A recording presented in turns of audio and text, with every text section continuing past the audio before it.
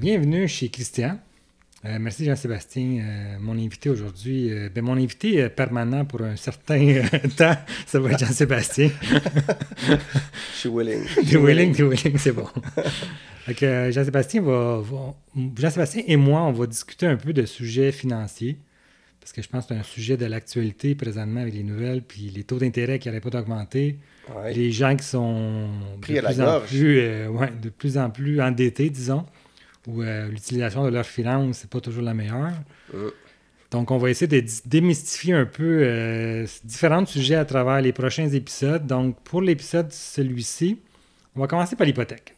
Disons que les hypothèques, c'est quelque chose que je pense que dernièrement, beaucoup de gens ont quand même renouvelé leur hypothèque, je pense, pendant la pandémie. Oui, ou sont sur le point de le faire. Effectivement. Puis là, tout d'un coup, je pense que, comme moi d'ailleurs, qui dernièrement, j'ai renouvelé mon hypothèque, j'ai dû renouveler à un taux plus élevé. Oh là là. Donc, Ce qui faisait en sorte que tu as payé beaucoup plus d'intérêt que de capital, soudainement. Hein? Soudainement, disons que pas juste le montant par mois, mais la portion capital et intérêt, ils ont quand même... diminué pas mal, hein? Le capital est diminué, l'intérêt a augmenté. Mais il faut dire que depuis une quinzaine d'années, on était quand même assez chanceux. Les taux d'intérêt étaient tellement bas, parce que qui dit hypothèque, dit taux d'intérêt, ça va évidemment toujours ensemble. Puis quand les taux d'intérêt sont vraiment bas, ça fait en sorte que tu peux payer du capital plus rapidement. Donc, plus tu payes ton hypothèque, plus tu payes tes paiements mensuels ou bimensuels, il y a différentes formes, rapidement, plus tu peux diminuer ton capital. Et quand tu arrives à diminuer ton capital, tu deviens, ton actif grossit en fait. Et puis c'est ça que tu veux. Tu veux devenir un peu plus riche, tu veux avoir moins de dettes et plus de possession dans ta maison. Là. OK. On va juste, avant de commencer à tomber dans le détail, on va juste démystifier un peu, parce que je pense qu'il y en a plusieurs peut-être qui ne comprennent pas tout à fait c'est quoi une hypothèque, puis comment, mettons, quelqu'un qui part sa première maison, souvent, ils n'ont pas d'expérience d'hypothèque, c'est leur premier achat de maison. Donc, peut-être juste commencer par dire un peu c'est quoi l'hypothèque en gros. En gros, l'hypothèque, je dirais que c'est un type de prêt quand tu vas à la banque ou n'importe quelle autre institution financière, parce que tu peux contracter une hypothèque. Tu peux la prendre à ta banque ou à n'importe où. Tu n'es pas obligé, pas parce que tu as un compte de banque, un compte à la Caisse des Jardins, que tu dois prendre ton hypothèque là. Donc, c'est un type de prêt pour se payer des grosses dépenses. En l'occurrence, souvent, très souvent, et peut-être toujours, pour payer des immeubles, des maisons, des maisons à revenus, n'importe quel... des logements, en fait, tout ce qui tourne autour de ça. C'est ça qu'on appelle, je pense bien, l'hypothèque pour ce genre de type-là. C'est le genre de prêt, c'est-à-dire. OK. Puis quand on parle d'hypothèque, on peut parler de différents types d'hypothèques. Parce que là, après ça, on va tomber dans le détail de chacune des hypothèques. Puis là, on entend souvent parler taux fixe, taux variable. Oui. Qu'est-ce qui est mieux? Qu'est-ce qui est moins bien? Il y a autant de réponses qu'il y a de questions. C'est certain qu'il y a toute la spéculation autour de ça, autour des taux d'intérêt. D'entrée de jeu, on a parlé des taux d'intérêt. C'est important parce que si les taux d'intérêt sont comme maintenant, on va dire qu'ils sont assez élevés, quoique dans l'histoire, c'est pas si élevé. On peut peut-être essayer de prendre une chance que les taux vont baisser. Donc, on pourrait prendre un prêt hypothécaire plus court ou à taux variable. On va... Ouais, OK, il faut se faire un plan, là. Mettons, on va juste revenir à taux fixe, taux variable. Mettons, juste pour qu'on fasse de la distinction, c'est quoi un taux fixe, c'est quoi un taux variable? Donc, un taux fixe, c'est ce qui est le plus simple. Tu signes ton hypothèque pour 5,25% pour 1 an, 2 ans, tu peux aller jusqu'à 5 ans. C'est sûr que tu ne vas pas payer ta maison en 5 ans, ça te prend beaucoup plus que ça. Dans le temps où les maisons étaient un peu moins chères, les hypothèques étaient calculées sur 25 ans. De nos jours, si je ne me trompe pas, c'est pas mal plus 30 ans, en moyenne. 30, 35 même. 35, aïe, OK. Bon, mais c'est que la valeur des maisons a vraiment augmenté, puis les gens sont ont un peu plus de difficultés à payer leur prêt hypothécaire. Donc, dans le fond, ce que ça fait, c'est que tes mensualités sont basses, mais tu payes pendant plus longtemps. Donc, au terme, tu payes plus d'intérêt. Donc, tu peux geler ton taux d'intérêt, c'est ce qu'on appelle un taux fixe. On le gèle pour la période qu'on veut. Comme si maintenant on juge que les taux d'intérêt vont rester élevés ou vont être encore plus élevés, c'est peut-être un bon move de geler ton taux d'intérêt pour 5 ans Parce que s'il continue d'augmenter, ça ne t'affecte pas parce que toi, tu as signé un contrat qui te dit que ton hypothèque va être 5,25% pour les 5 prochaines années. Après ça, les taux vont avoir augmenté, diminué, peut-être rester stable. En tout cas, ils vont avoir bougé, c'est certain. C'est là que tu renouvelles. On appelle le renouvellement d'hypothèque parce qu'après 5 ans, comme on vient de le dire, ta maison n'est pas payée. Hein? Il en reste beaucoup. Fait que c'est là que tu vas renégocier encore. Tu peux prendre un taux variable. Donc, le taux variable. Si on part pour la première portion, dans le fond, de notre hypothèque, c'est le 5 ans qu'on a signé, mettons, un taux fixe. Oui. Puis sur une période de 25 ans. Mettons qu'on reprend l'exemple du début. Là, anciennement, on faisait des hypothèques à 25 ans. On reprend l'exemple de 25 ans. Donc, on vient de signer un taux fixe 5 ans parce que là, ils sont élevés. Puis on veut garantir, dans le fond, le même paiement pendant 50 ans. C'est ça. Tu peux pas aller... Tu peux peut-être garantir jusqu'à 7 ans. Je ne sais plus. Ça a vérifié. Mais disons que c'est 5 ans. C'était classique. Le 5, 25, ça, c'est ça dans quoi j'ai grandi. Donc, oui, tu peux avoir un taux fixe ou un taux variable. Un taux variable, c'est plus compliqué. Ça suit l'évolution des taux d'intérêt. Fait que si le taux d'intérêt, par exemple, on vient de dire que si tu signes une hypothèque à taux fixe à 5,25% présentement, tu es sûr de ce qui va se passer dans les 5 prochaines années. Tu sais combien de capital tu vas payer à chacune de tes mensualités et tu sais combien d'intérêts tu vas payer. Le taux variable, lui, il est, ça le dit, variable, ça va changer. Alors, il faut que tu sois prêt à ce qu'à un moment donné, peut-être que ta mensualité augmente ou que si tu n'augmentes pas ta mensualité, ça ferait en sorte que si le taux est plus élevé, tu paierais plus d'intérêts que de capital. OK. Fait que dans le fond, lui, il va varier en fonction de...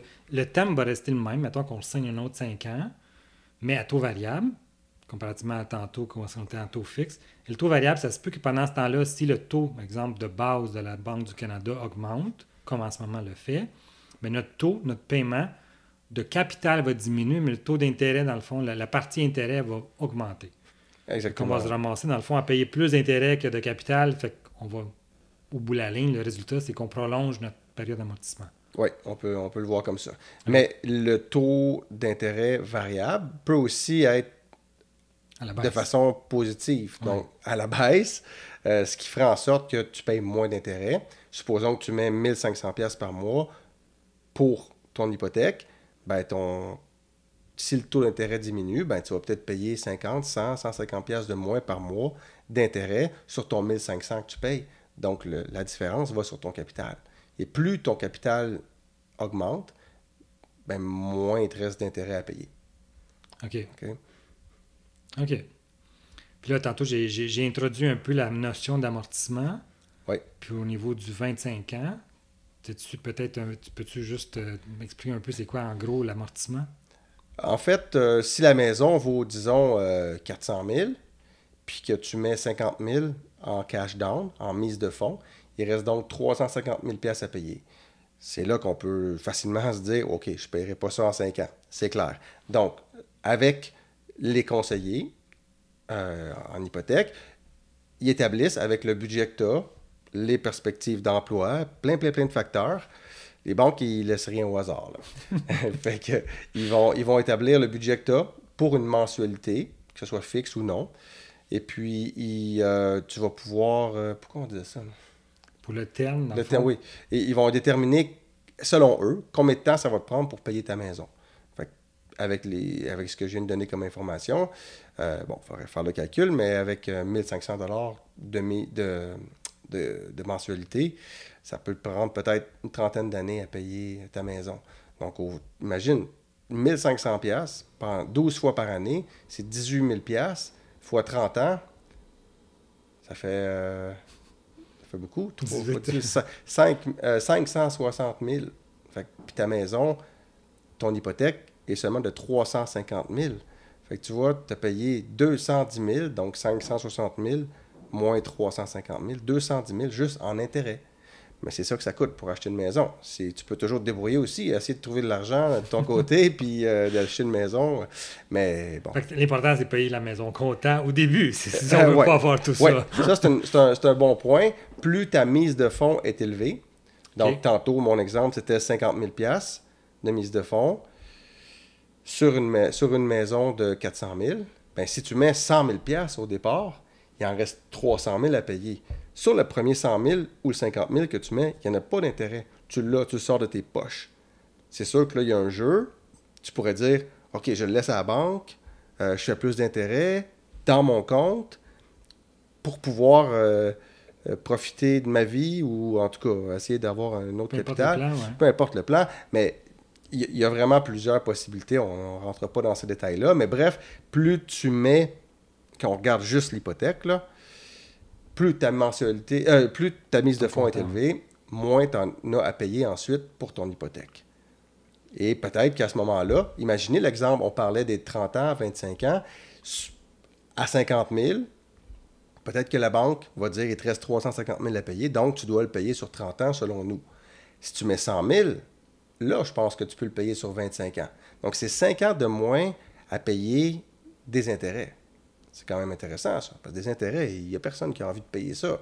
Quoique ça te donne la possibilité de vivre dans la maison de tes rêves ou en tout cas une maison de qualité. Fait que c'est un must. On ne peut pas passer à côté. Mais il y a des façons de le diminuer. Bon. OK, c'est bon. Okay. Donc, l'amortissement va jouer quand même un facteur décisif dans comment on va présenter notre offre d'achat aussi pour la maison. Si c'est comptant, oui. Si on fait un taux variable, taux fixe. Fait qu'il faut regarder, dans le fond, plusieurs notions, pas juste une question de on veut cette maison-là, mais il faut regarder plusieurs notions de la maison pour mieux planifier notre durée du prêt, le taux qu'on va payer, la fréquence qu'on va le payer aussi, parce que là, on ne parle pas de fréquence, mais on peut parler un peu de fréquence aussi.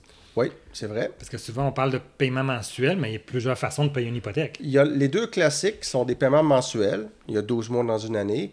Donc, ça fait 12 paiements, carrément, au bout de l'année. Il y a, ce qui est arrivé un peu plus tard, le bimensuel.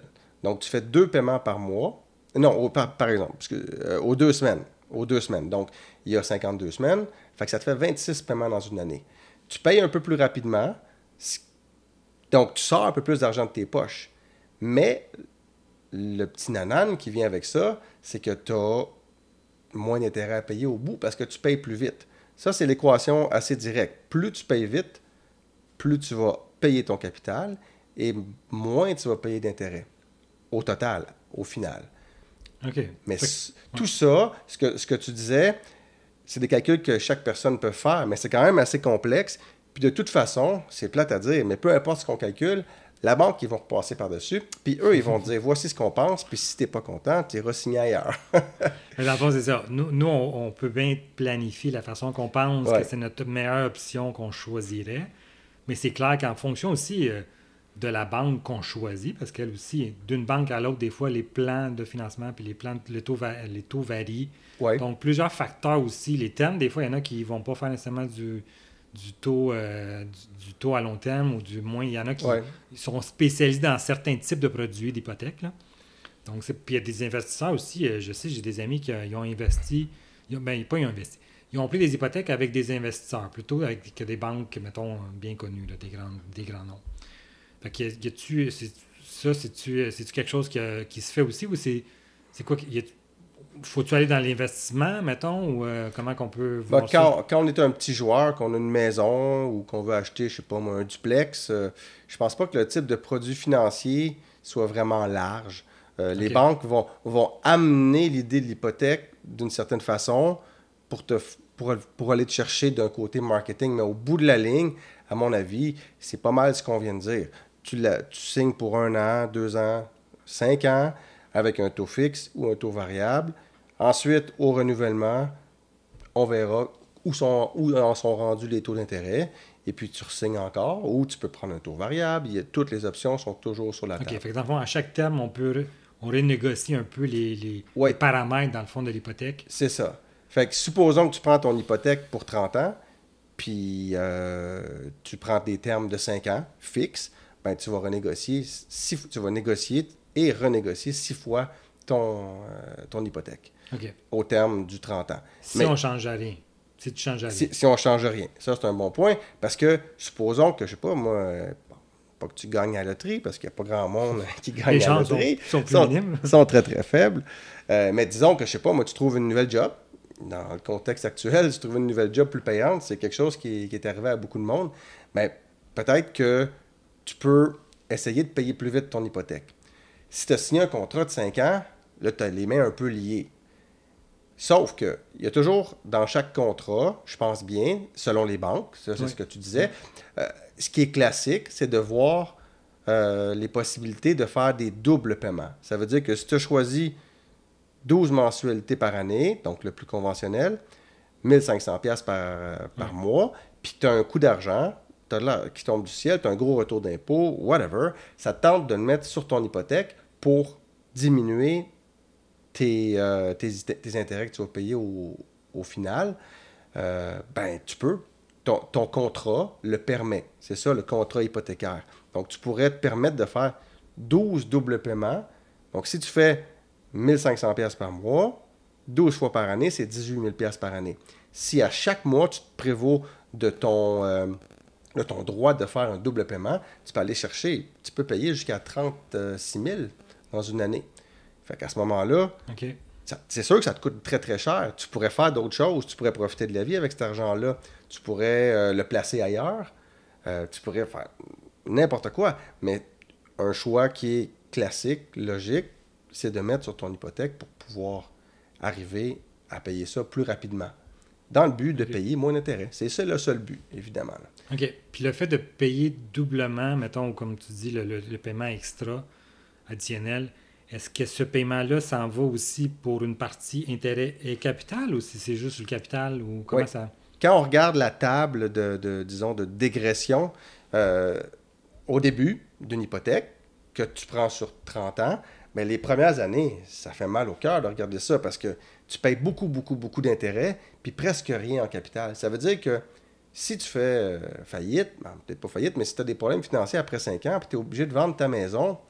après 5 ans, même si tu as payé, pour reprendre l'exemple de tantôt, une hypothèque de 350 000 à 1500$ par mois, mais c'est pas comme si tu avais mis 18 000$ par année dans tes poches. La banque prend bien plus que ça. La banque se prend peut-être, je sais pas, moi, 12 000.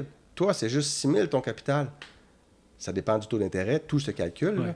Mais donc, tu payes 18 000 par année, mais tu arrives à payer juste réellement 6 000$ sur ta maison. Fait que ton avoir, il n'augmente pas tant que ça. Mais plus tu avances dans le terme, plus le capital grossit dans ta mensualité et plus les intérêts diminuent. Ça, c'est le fun de voir ça, mais il faut commencer. Puis c'est comme ça que les banques fonctionnent. Ils commencent par se payer eux autres, puis après ça, ils vont te laisser ta maison. Dans le fond, on paye pour leur service. Fait que c'est un peu ça. Ouais. C'est tout à fait... Faut qu'il, comme tu dis, il faut qu'il nous charge avant tout. Oui, c'est correct. C'est comme ça que ça marche. Puis de toute façon, si tu en veux une maison, on va se dire les vraies affaires. Tu n'as pas le choix de passer par la banque. Effectivement. Puis quand on parle, mettons, de d'autres formes de paiement extra, y a-tu différentes possibilités? Dans le fond, si je comprends bien, c'est que en fonction de la banque, en fonction du type de prêt qu'on peut se prendre, il y a comme double paiement, ça peut être plus qu'un double paiement, ça peut être un pourcentage annuel. Oui, c'est ça. Le pourcentage annuel, ce que j'ai vu le plus souvent, c'est simplement 10%. Fait que si tu as, au début de ton... Je pense bien, c'est à vérifier, là, mais si on reprend mon exemple de 350 000, donc 10% de ce pourcentage, de cette somme-là, donc 35 000 $ que tu pourrais prendre et mettre sur ton hypothèque. Fait que si vraiment tu fais beaucoup, beaucoup d'argent, tu viens de signer ton hypothèque pour 5 ans, puis tu te dis, mon but, c'est vraiment de profiter de cet argent-là pour payer mon hypothèque, dans le but toujours de sauver de l'intérêt, mais tu pourrais faire 12 mensualités de 1500$ chaque, fois 2, en plus de mettre 35 000, fait que total, 35 plus 36, 60, tu pourrais mettre jusqu'à 71 000 quand ça te coûte réellement au minimum, soit 18 000.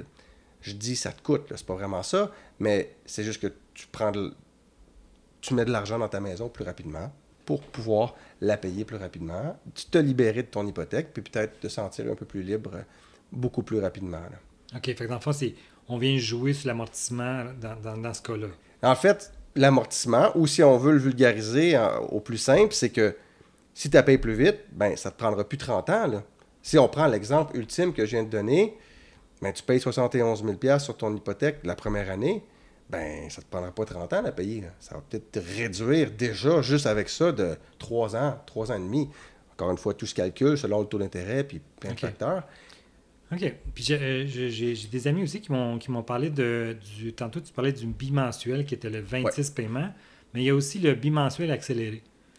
Qui était comme un peu, dans le fond, un paiement d'extra au bout de la ligne, parce que dans le fond, si on fait à tous les 2 semaines, c'est à tous les 2 semaines au lieu du 14 jours, mettons, non, excuse. À 14 jours, 2 semaines. C'est ça, c'est toujours 2 semaines au lieu d'avoir 2 fois par mois, parce que bimensuel, c'est vraiment 2 fois par mois, tandis que le bimensuel accéléré, c'est le 14 jours. Fait que c'est à chaque 28 jours, dans le fond, tu viens de gagner un paiement un petit peu plus. 13 paiements au lieu de 12. Exact. Exactement, au bout de l'année, dans le fond. Fait que ça vient quasiment faire le même paiement que si ça serait 2 fois ou 2 semaines, mais ça vient de t'ajouter un paiement extra annuellement. Oui. Donc, c'est ça. C'est un choix.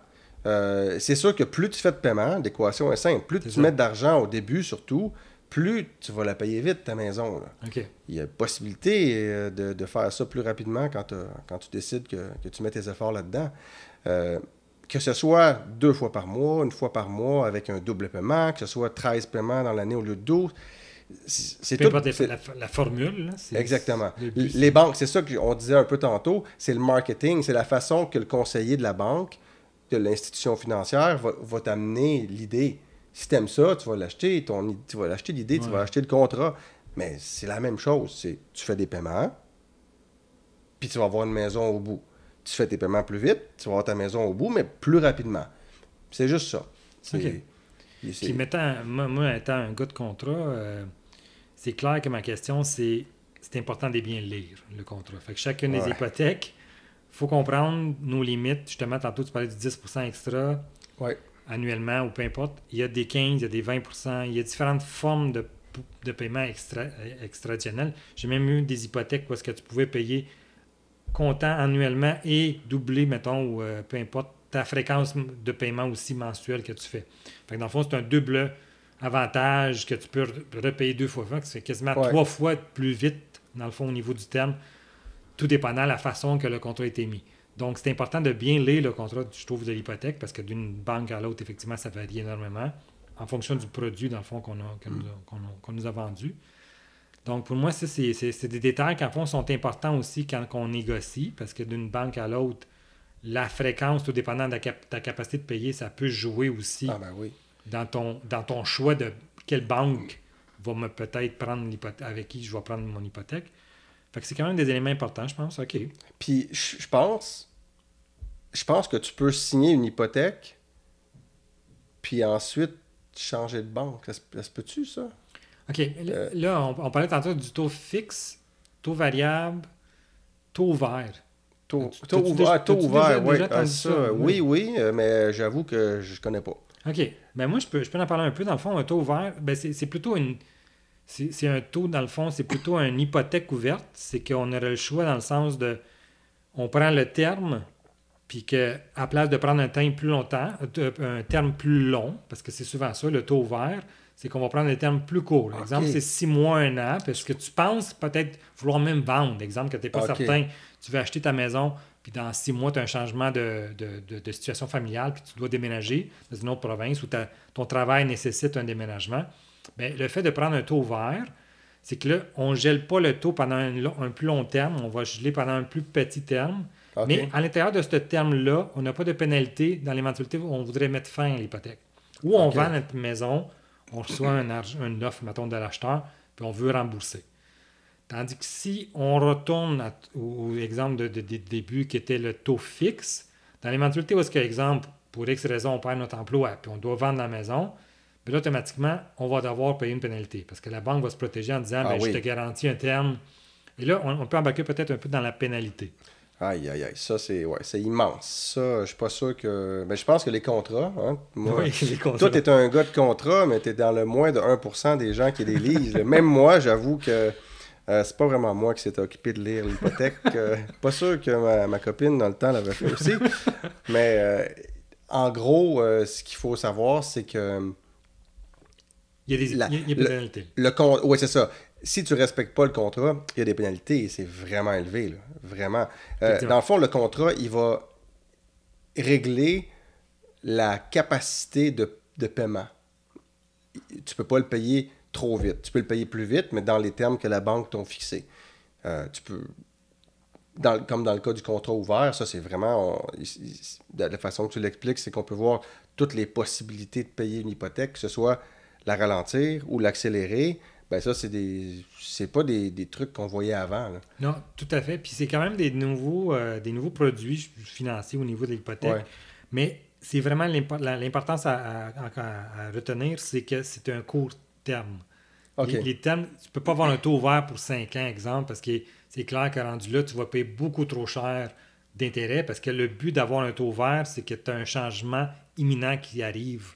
On ne sait pas exactement quand, mais tu sais que c'est quand même prochainement. Okay. Puis c'est automatiquement un taux ouvert va impliquer un taux plus élevé au niveau du taux de la banque, le taux hypothécaire. Okay. Fait que ça va, tes paiements, ton capital va se réduire moins rapidement, mais sachant pertinemment que tu vas avoir une entrée d'argent, mais des fois, c'est une façon de pouvoir dire, ben, je ne paierai pas une pénalité à mon taux ferme et je vais prendre un taux ouvert en sachant que je vais vouloir vendre ou je vais me déménager ou je vais avoir une entrée d'argent puis je vais pouvoir libérer mon hypothèque. On revient aux pénalités. Là, dans le fond, les pénalités vont arriver plus quand tu es en défaut de paiement, probablement. Ou non, carrément, si jamais tu fais vraiment beaucoup d'argent d'un coup puis que tu décides de mettre ça sur l'hypothèque, ben, tu peux pas dépasser les termes que la banque t'a émis dans ton contrat. C'est un peu quand pour rejoindre ton 10 %. Fait que tu pourrais dire, OK, je vais payer 10 000 $, de pénalité parce que 10 000, 15 000, 20 000, c'est probablement ce qu'on voit dans les contrats d'hypothèque. Pour avoir le droit de briser le contrat, wow, là, ça se calcule, puis je suis pas sûr que ça vaut la peine. Même si tu veux payer plus vite, puis tu penses que tu peux payer ta maison en 8 ans en brisant le contrat, si tu te mets à payer une pénalité de 10 000 $, c'est de l'argent qui est perdu parce que ça va nulle part. Ça ne va pas sur le capital ni sur les intérêts. C'est une pénalité, c'est une charge que tu as. C'est un frais additionnel. Un frais additionnel, exactement. Okay. Ouais. Mais par expérience, moi, je peux faire une petite parenthèse là-dessus. Là, on est en situation, c'est sûr que les taux sont quand même très élevés, on s'entend, là, les taux d'intérêt sont élevés. Mais dans la situation où est-ce que l'inverse, on va recommencer, l'économie, elle va commencer à aller mieux, éventuellement. On pense que les taux, on souhaite que les taux vont baisser aussi. Ouais. Dans la situation où est-ce que les taux baissent et qu'on vient de signer, exemple, une hypothèque, maintenant, là, on va parler dans 2 ans, on signe une hypothèque pour 5 ans. Fait qu'on va être rendu dans 7 ans. D'ici 7 ans, on s'attend que les taux vont quand même baisser. Mais dans l'éventualité, est-ce qu'on signe? Peut-être. On ne sait pas. On ne connaît pas l'avenir. Mais on connaît pas l'avenir. On spécule, on se projette dans un certain temps. C'est que je sais qu'il y a des choses qu'on peut faire avec une hypothèque. Puis par expérience personnelle, je sais que c'est avantageux de le faire, même parce qu'on parle des pénalités. C'est là-dessus que je voulais comme faire une petite parenthèse.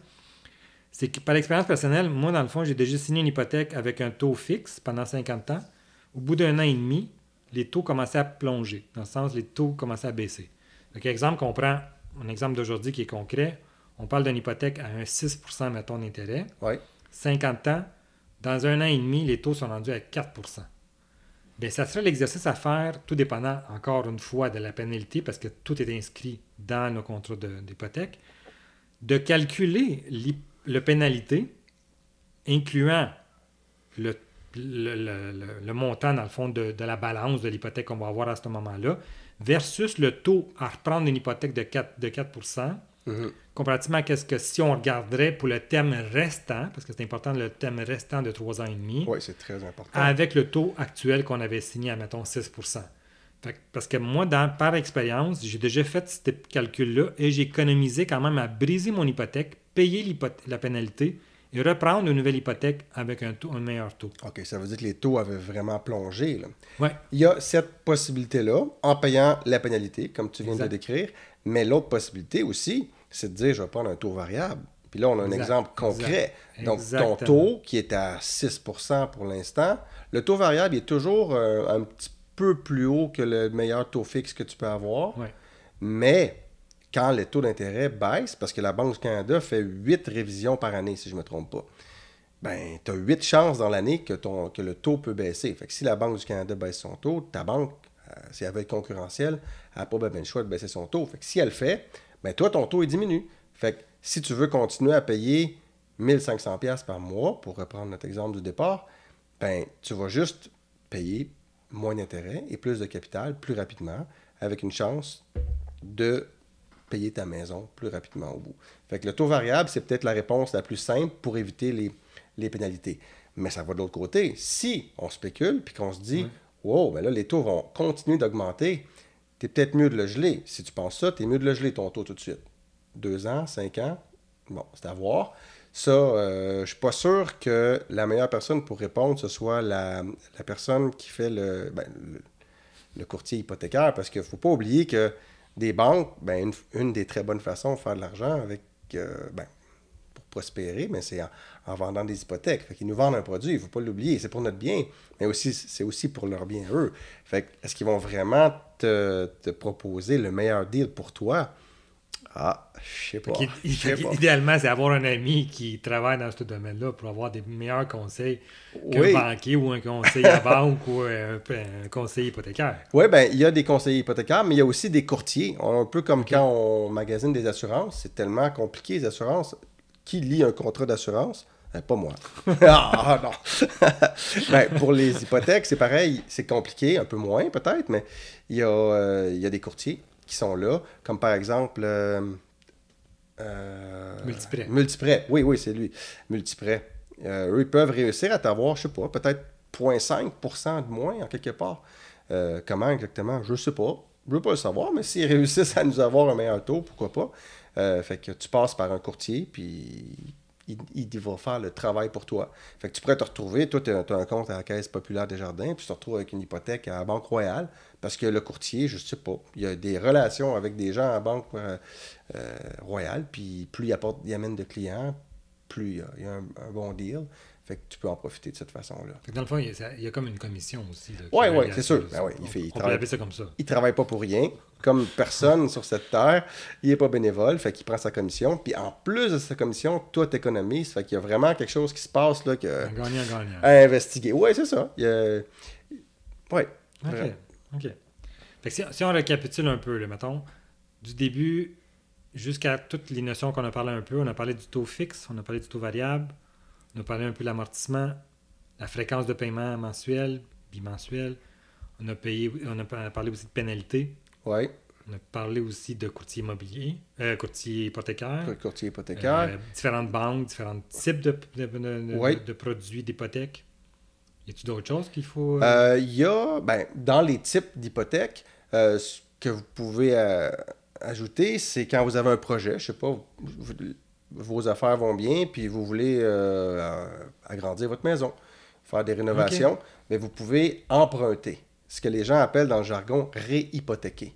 Donc, la banque a dit, j'ai déjà votre maison en garantie du fait que vous allez me payer. Fait que si vous arrêtez de me payer un jour, moi, je vais saisir la maison, puis elle va devenir à moi. Mais là, tu peux dire, OK, l'hypothèque va bien, je veux agrandir ma maison parce que j'ai un enfant, je veux construire une nouvelle chambre, et puis tu peux réhypothéquer. Ça veut dire que tu vas voir ton courtier, ton conseiller, oui.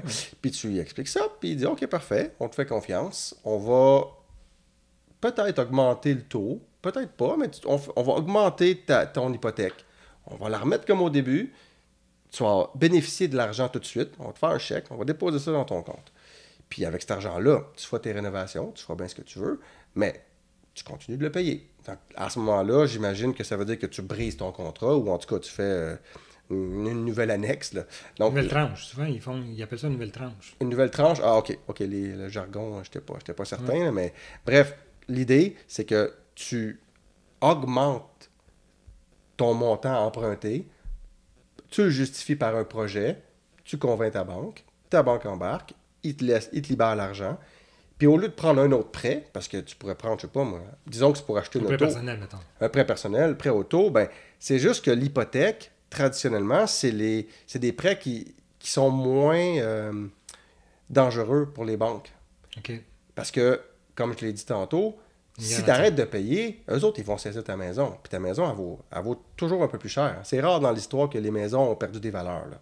Que ce soit un condo, une maison, une familiale, duplex, n'importe quel plex, ça se peut pas. Au pire, ça stagne. Ça se pourrait être dans le futur que ça arrive, mais bref, tout le monde sait que c'est un investissement assez sécuritaire. Donc, les taux sont bas, plus bas que pour certains prêts. Tu sais, si tu vas à ta banque, tu dis je veux m'acheter un char, mais ton char, tout le monde sait que tu sors du garage, et puis quelques mois après, il a déjà perdu plusieurs milliers probablement. Ça, c'est pas bon pour la banque. Ils peuvent pas, s'ils saisissent ton auto en échange de ton arrêt de paiement, ben, ça n'a pas une aussi grande valeur qu'un immeuble. Donc, le taux est plus élevé, simplement. Fait que si tu arrives à avoir un projet et que tu réhypothèques, tout ça, je disais ça dans le but de dire que tu peux donc avoir un taux d'intérêt plus bas pour ton projet, qui est, dans ce cas-ci, des rénovations pour ton nouvel enfant, une nouvelle chambre, whatever. OK, fait que si, mettons, on reprend l'exemple du 350 000 tantôt qu'on avait, puis pour X raison, justement, un nouvel enfant qu'on veut, puis là, la maison n'est pas assez grande, mais on ne veut pas déménager, on ne va pas racheter une autre maison. On l'aime bien, cette maison-là, fait qu'on veut juste, dans le fond, faire une annexe. On veut construire un à côté. On pourrait retourner à la banque, demander une nouvelle tranche d'hypothèque en mettant en garantie la maison actuelle qu'on a. Puis, on repart, mettons, on va prendre un exemple fictif au niveau du montant, 50 000 extra. On part avec 50 000 extra. Fait que notre hypothèque est plus rendue 350 000, elle va être rendue 400 000 si on s'entend qu'on a quand même payé un certain montant du 350. Fait qu'on va être rendu, mettons, un plus 50. 375, quelque chose comme ça. Là. Mais oui, c'est ça. OK. Fait qu'il y a des... Puis ça, ça va-tu garder le même taux que l'hypothèque actuelle ou ça va prendre un autre taux du marché rendu au moment où est-ce qu'on le prend? Ben, si la banque dit que tu brises, en fait, tu brises les conditions, tu veux changer les conditions, fait que peut-être qu'ils te signent un nouveau contrat. Puis si à ce moment-là, le taux d'intérêt a augmenté, ben ouais, peut-être que c'est pas un bon move. Mais d'un autre côté, comme je le disais, le prêt hypothécaire, c'est le plus safe pour les banques. Fait que c'est le moins cher en intérêt. Donc, plus tu peux en ajouter, mieux c'est pour toi. Puis souvent, il y a une notion, je pense, qui est importante de nommer, c'est que souvent la banque peut prêter jusqu'à 80% de ta valeur de la maison. Si jamais du 100%. Fait que souvent, ils vont s'arrêter. Fait que on reprend l'exemple du 350 qu'on a payé, on veut annexer 50, on pense que ça vaut. Dans le fond, la maison vaut 400. Mais en principe, l'hypothèque, elle ne peut pas dépasser 80% du 400. C'est ça, oui, exactement. Fait qu'il y a la règle de 80% qu'il faut quand même penser à appliquer quand on veut partir un nouveau projet ou quelque chose dans ce style-là, parce qu'on ne pourra pas aller dépasser le 80% de la valeur de la maison.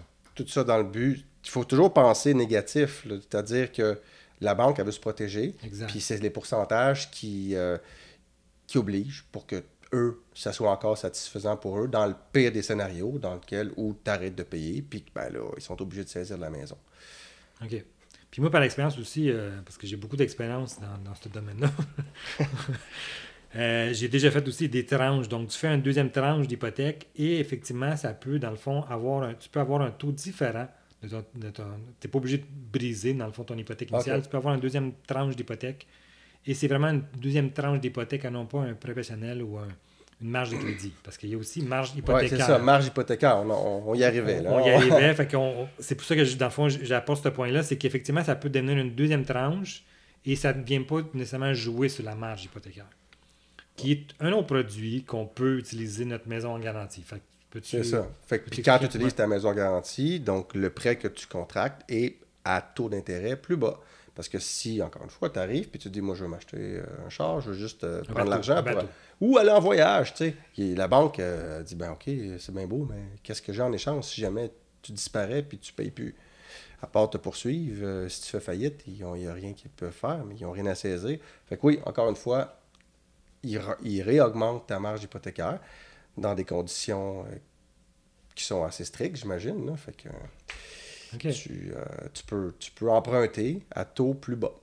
OK. Puis je sais qu'ils font même des portefeuilles, dans le fond, d'hypothèque. Ils appellent ça un portefeuille d'hypothèque parce que c'est plusieurs produits en même liés à ta maison, mais qui se communiquent, si on peut dire, sont communicants entre eux autres. C'est-à-dire, on peut prendre la portion depuis tantôt qu'on parle, l'hypothèque fixe. Tu peux avoir une deuxième tranche d'hypothèque parce que tu as fait un agrandissement. Puis tu peux même avoir une marge hypothécaire, toute reliée à ta maison, mais en 3 produits, dans le fond, financiers reliés à l'hypothèque. Les 3, ils peuvent avoir des taux différents, des termes différents, des façons de payer différents. Donc, tout dépendant de ta capacité puis tes ambitions à savoir comment bien gérer tes hypothèques, tu peux avoir différents produits.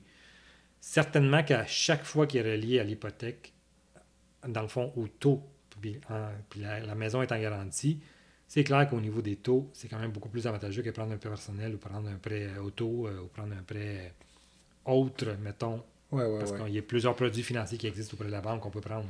Mais différentes choses. Tantôt, on parle de voyage, mais ça peut être ça. Là. Ouais. Mais ça va avec la relation de confiance que tu as avec le conseiller à la banque. Là. C'est sûr que il y a son opinion, mais il y a aussi des gros calculs qui viennent en arrière qui établissent le risque que tu représentes. Si tu représentes un faible risque pour la banque, ils vont te prêter plus.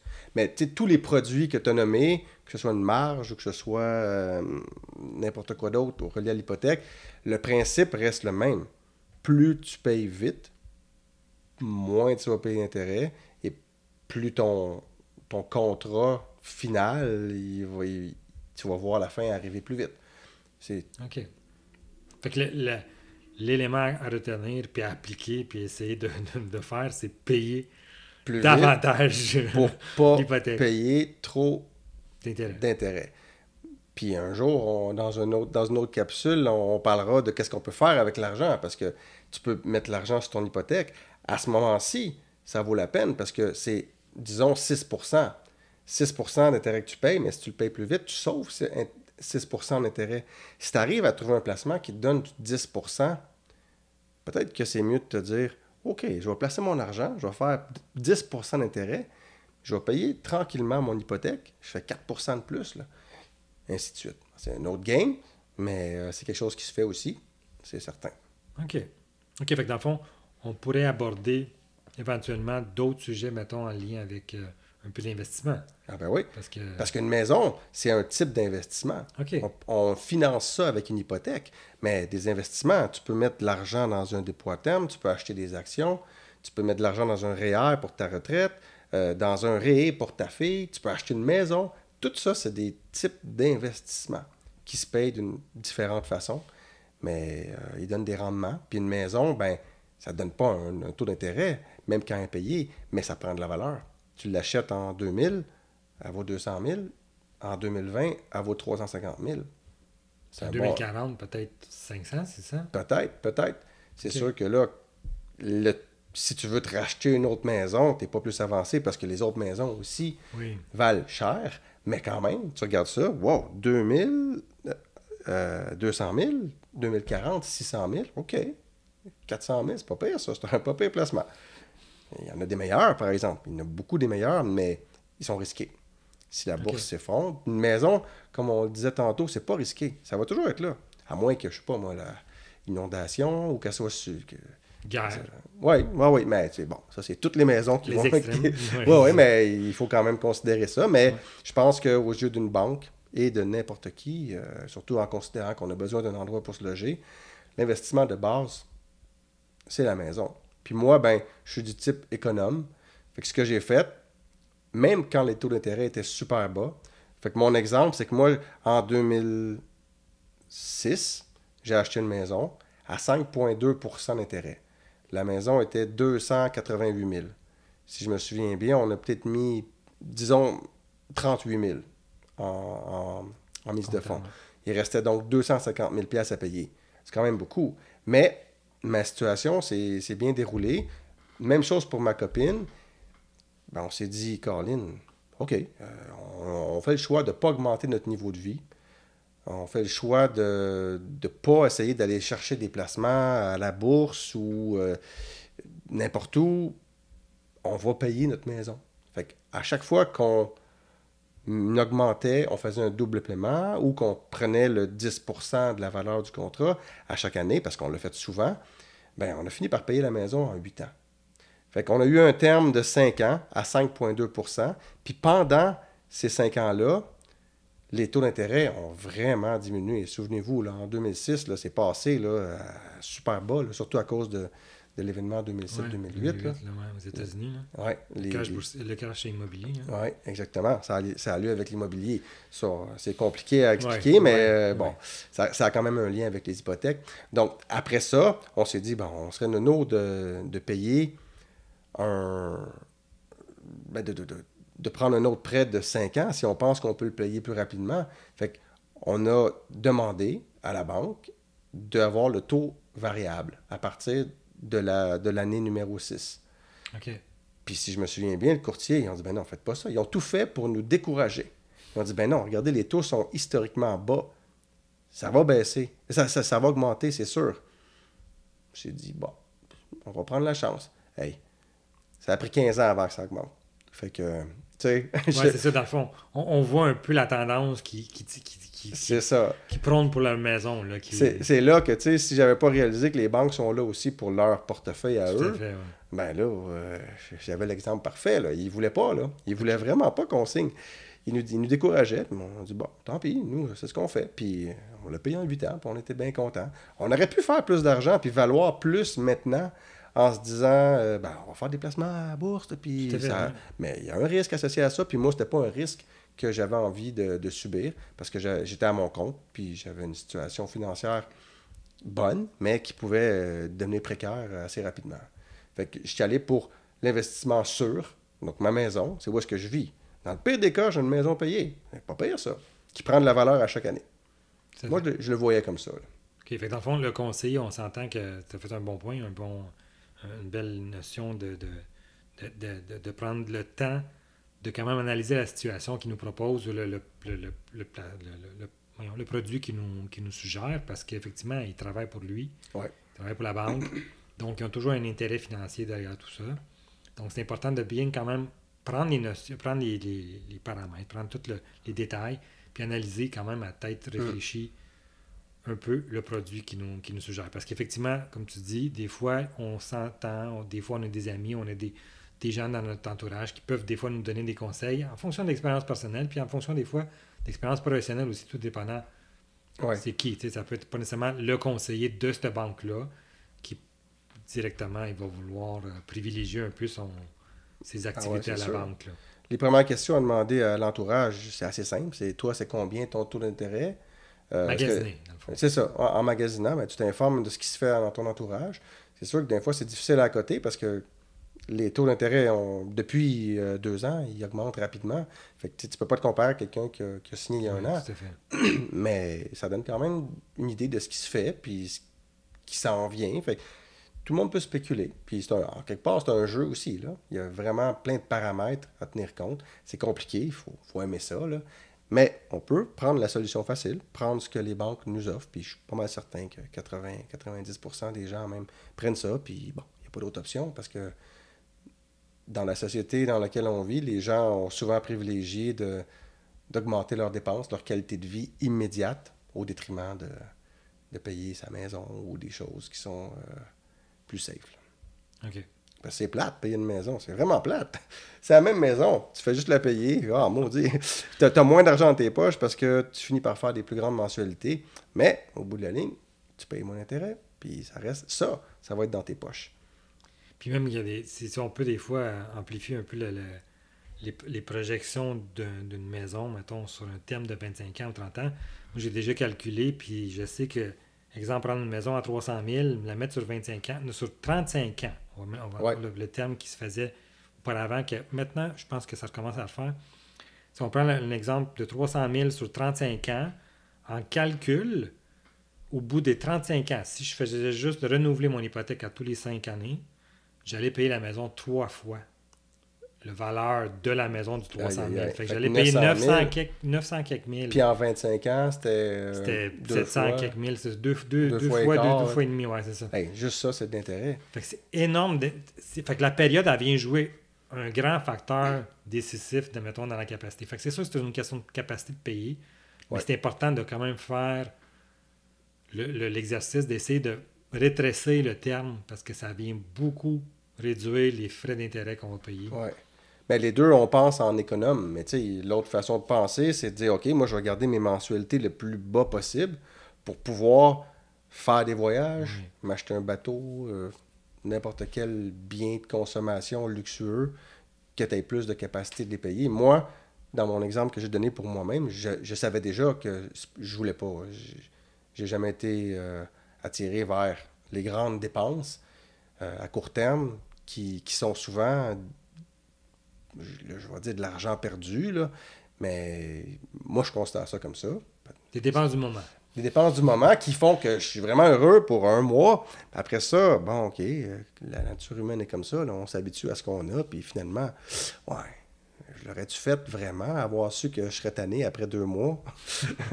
Bon, en tout cas. Un voyage, c'est d'autres choses. Ah oui, c'est sûr, ça fait des beaux C'est souvenirs. un autre sujet. Oui, c'est ça, mais il faut, encore une fois, ça rentre dans tous les paramètres à mettre sur la table avant de faire des gros choix. Il faut penser à tout ça. Je pense qu'on a quand même fait le tour du sujet. Je pense que quand même, on est pas pire. Il y a un autre mot que j'avais sur ma feuille. Ça, c'est plus compliqué, par exemple. Ça, je l'ai vécu il n'y a pas longtemps. Hypothèque légale. C'est quoi, ça? Oui. Je connais beaucoup ça, oui. Ah oui. Dans quel contexte, toi? Ça m'intéresse. Dans le contexte du commercial, dans le contexte des garanties, dans le contexte des contrats. OK. Fait que, dans le fond, c'était juste... dans l'exemple très, très précis que je donnais, c'est que dans un bloc de condo, d'un de mes amis, il y a quelqu'un, un des copropriétaires, qui a poursuivi le CA du bloc de 24 condos dans le but, peu importe la situation, mais bref, la personne qui poursuivait a perdu. Mais la personne n'a absolument aucune capacité de payer. Et puis, la résultante, c'était que la personne devait 15 000 au syndicat des copropriétaires. La personne ne peut pas payer, mais étant donné qu'il y a un jugement de cour, donc jugement, cour légal, de là le mot légal, le jugement dit que si la personne n'a pas de capacité de payer, mais au moment où elle va se départir de son condo, elle doit laisser 12 000 $ ou 14 000 $ ou avec intérêt. Donc, c'est une façon pour le syndicat de copropriétaires de s'assurer de se faire payer. C'est juste ça, dans le fond. Une garantie, encore une fois, on le dit depuis le début, un condo, une maison, ça prend de la valeur, ça n'en perd pas beaucoup, jamais. Fait que c'est safe pour tout le monde. Pour une banque, puis pour un syndicat de copropriétaires, c'est bon de savoir que l'immeuble dans lequel quelqu'un vit, s'il doit vendre, il ne peut pas avoir 100% de son argent. Il y a une partie qui revient au jugement de la cour. OK. Fait que c'est vraiment, dans le fond, c'est une partie qu'on gèle de l'hypothèque ou de la valeur immobilière, dans le fond, de la propriété pour justement rembourser un prêt ou une dette, quelque chose qu'on a... Oui, ou je ne sais pas si c'est l'hypothèque qui augmente, puis la personne qui continue de payer, puis dans le fond, elle va payer sur plus longtemps parce que l'hypothèque augmente. C'est plate parce que c'est pas un projet de rénovation, c'est une cause que tu as perdue, puis que tu dois de l'argent à quelqu'un, mais c'est une façon encore plus de jouer avec l'hypothèque. Un autre produit dérivé du produit financier. Tout ça pour garantir.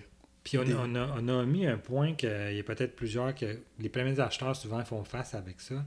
C'est la garantie la SCHL? Oui, exactement, du début. Société canadienne d'habitation... Et du logement. C'est bon, on l'a. Puis, dans le fond, l'importance, c'est que ça, c'est applicable dans l'éventualité où est-ce qu'on n'est pas capable de mettre le minimum du mise de fonds. Donc, la mise de fonds minimum, maintenant, c'est quoi? C'est 20 %? Wow! Fait que ça veut dire une maison à 400 000, c'est 80 000 $. Faut que tu mettes sur la table 80 000 $. Ça, c'est un règlement du Canada, ça veut dire. Tout à fait. Oui, tout à fait. Fait que c'est... Fait que pour pouvoir contracter une hypothèque sans garantie, donc sans passer par cet organisme-là, on doit déposer 20 % de cash down, de mise de fonds. Dans l'éventualité où est-ce qu'on ne l'a pas, automatiquement, on va devoir payer cet organisme-là. Parce qu'eux, ils viennent garantir à la banque que la maison va être encore là. Exact. C'est vrai, j'avais oublié ça. Bon, avant, dans le bon vieux temps, je pense que ce pourcentage-là, c'était 5 %. Si tu arrivais à mettre 5 %, donc sur 400 000, c'est juste 20 000. Les autres, c'est un minimum de 5 pour que tu puisses prendre cette garantie-là, mais ils vont aller compenser jusqu'à du 20 % dans le fond. Fait que si tu n'es pas capable de... La banque, elle veut 20 % de mise de fonds. Si tu n'es pas capable de le donner, le 20 % c'est que là, tu vas aller contracter cet organisme-là pour eux autres vont garantir entre le 5 et 20 à la banque. En plus de payer des milliers de dollars en intérêt à la banque, il faut que tu payes à la SCHL. Si tu veux une maison et tu n'as pas beaucoup d'argent, tu n'as pas le choix. Fait que c'était quand même un produit extra qu'il faut comme penser que si on n'est pas capable d'avoir la mise de fonds initiale prévue de 20%, souvent on va devoir payer un extra pour aller chercher cette garantie-là supplémentaire qu'on va devoir rembourser parce que c'est un montant additionnel. Mais ça, disons, après le premier terme, la SCHL... Non, c'est la valeur, effectivement, dans le fond, c'est pour ça le 80% de la banque qui était la valeur immobilière, c'est qu'au bout de 5 ans, en principe, tu tombes en bas de 80%. OK, puis là, tu n'as plus besoin de la SCHL dans l'équation. Exactement. OK, fait qu'encore une fois, ben, c'est un argument de plus aux gens économes, là, comme nous. Plus tu payes vite, plus tu te débarrasses de la commission que tu payes à la SCHL. C'est peut-être pas grand-chose, mais au bout de la ligne, c'est sûr que c'est quelques milliers. Là. Sur un 300 000, là, j'ai déjà fait des calculs, c'est autour de 15 à 16 000 Aïe. C'est ça de plus, dans le fond, sur le terme de 5 ans. Fait que si tu mets de l'argent de côté... Ah, il y a aussi, je me souviens très bien, ça existe encore évidemment, là, des RAP, des régimes d'accès à la propriété. Tu peux rapper, oui. Ouais, tu peux rapper.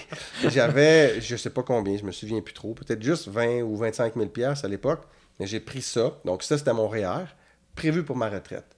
J'ai dit, ben moi, c'est maintenant que j'en ai besoin, je veux m'acheter une maison. Puis un des buts, pas mal certain, c'était d'économiser sur la SCHL. Parce que depuis le début, tu vois, j'avais oublié. Moi, ça n'a jamais été dans l'équation. Fait qu'on avait réussi à bypasser, si on veut, cette commission-là. Mais après ça, là, il faut que tu repayes dans ton REER. Tu prends l'argent pour le mettre sur ta maison, mais après, tu as des termes assez rigoureux que le gouvernement il vérifie. Tu dois payer, par exemple, 1 000 $ par année pour remettre dans ton REER. C'est très important. Parce que si tu le prends, il faut que tu le remettes dedans. Puis maintenant, il y a encore plus, depuis 2 ou 3 ans, il y a des CELIAC. Même chose. Au lieu d'être un REER, c'est un CELI. Bon, c'est un autre produit financier qui te permet d'acheter une maison plus vite. Mais je pense que c'est hyper nécessaire parce que les prix des maisons, des propriétés ont vraiment beaucoup augmenté depuis plusieurs années. Et là, depuis 2-3 ans, les taux d'intérêt, vraiment, sérieusement, c'est plus difficile pour se procurer une propriété. Vraiment plus, là. Surtout, effectivement, puis il y a une notion qu'on n'a pas abordée, mais je pense qu'elle est quand même importante de la considérer, puis la mettre dans l'équation, c'est qu'il ne faut pas oublier que les banques vont aller valider le dossier de crédit. Ouais.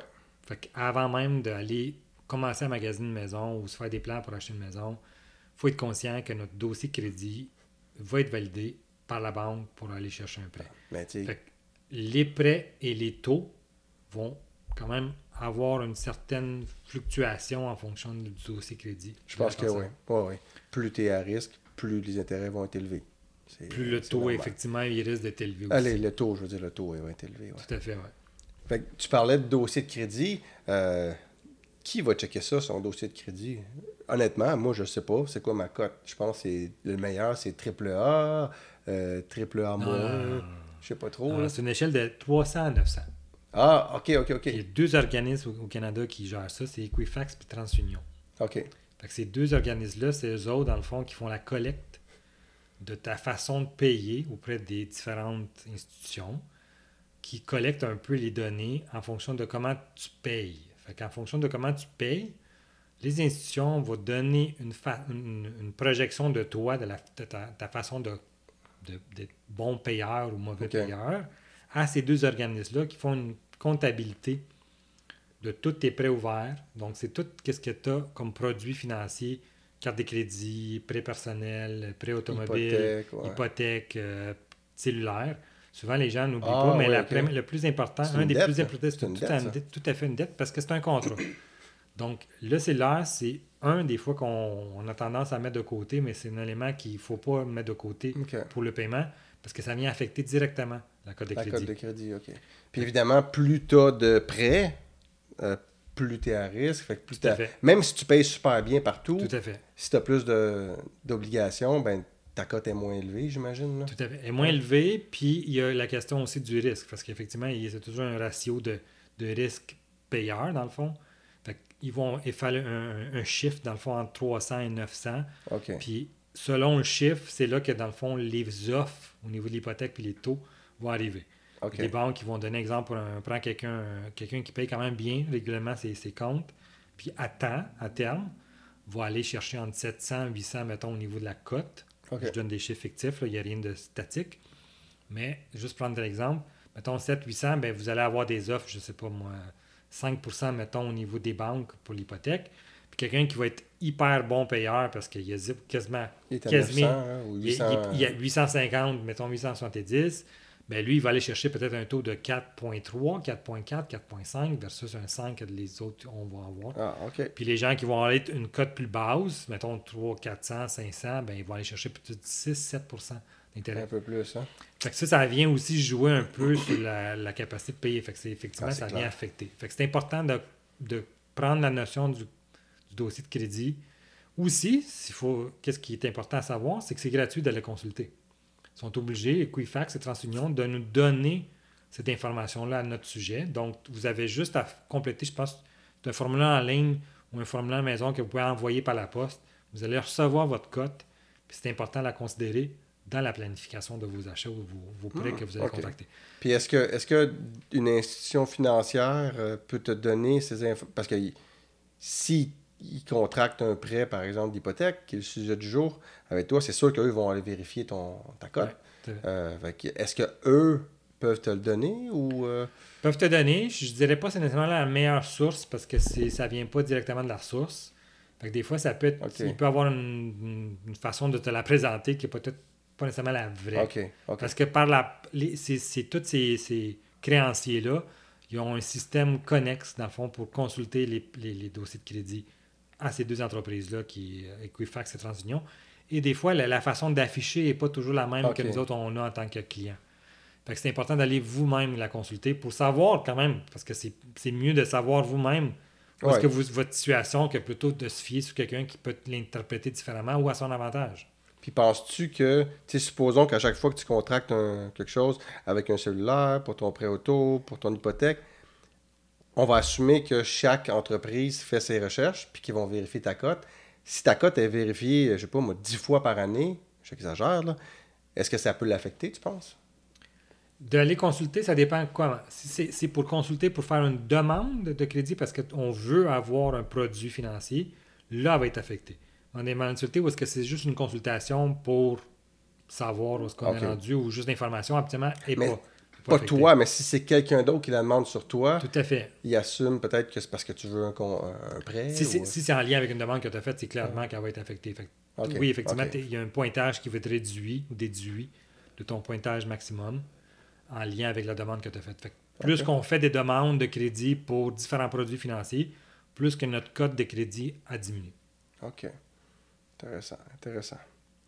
Donc, pour conclure un peu, je vais essayer de résumer parce qu'on a quand même parlé pas mal de choses. C'est clair qu'on a eu beaucoup de notions là-dedans. Il y a beaucoup de choses à retenir quand on va aller contracter pour la première hypothèque, surtout la première hypothèque. Donc, pour résumer, on a parlé de taux fixe, taux variable, on a parlé du capital versus intérêt, on a parlé du amortissement, on a parlé du terme du prêt hypothécaire, on a parlé d'un projet, mettons, domiciliaire qu'on voudrait faire un agrandissement. Ouais. Donc, on va aller chercher une marge hypothécaire. Une marge hypothécaire. On peut aller chercher... Réhypothéquer. On a parlé aussi les différentes institutions financières qui peuvent nous suggérer différents produits. Avec des courtiers, si on a de la misère. Avec des courtiers, effectivement. Ça ne veut pas dire qu'ils vont avoir des meilleurs taux à nous proposer, mais non. Tout à fait. Rien. Ils sont là pour faire de l'argent, fait qu'ils vont nous aider. Exactement, ils sont là pour faire de l'argent. On a parlé aussi de différents types de contrats qu'il faut bien lire, le contrat d'hypothèque, parce qu'il y a différentes façons de rembourser plus rapidement l'hypothèque. Donc, un double paiement ou le terme. Donc, tous les paramètres, il faut quand même bien lire notre hypothèque. On a parlé de ça. On a parlé de l'hypothèque légale. Tu m'as amené ça comme point. L'hypothèque légale, le fait d'avoir une garantie sur un projet ou sur un immobilier, parce qu'on a parlé d'un immobilier, parce que c'est une garantie. Notre maison, c'est une garantie pour la banque. Y a-t-il quelque chose que je manque? Non, on a pas mal fait le tour, mais peut-être que dans le fond, on pourrait te donner un conseil ou n'importe quel autre... quelque chose à ajouter? Oui, effectivement. Un conseil que moi, je peux ajouter, c'est quand on contracte une première hypothèque surtout, puis on est tout nouveau dans ce domaine-là, on ne sait pas trop comment s'y prendre. C'est sûr qu'on se fie à nos amis, notre conseiller hypothécaire à la banque, il y a souvent des frais qui sont reliés à tout l'achat de la maison. Puis souvent, on a tendance à mettre de côté parce qu'on pense que ça fait partie... genre le notaire, là. Genre le notaire, effectivement, on parle de notaire, mais il y a des frais pour le notaire. Il y a des frais pour si on renouvelle une hypothèque, parce que dans l'éventualité où on est rendu à racheter puis on renouvelle, des fois, il y a des frais de clôture de dossier.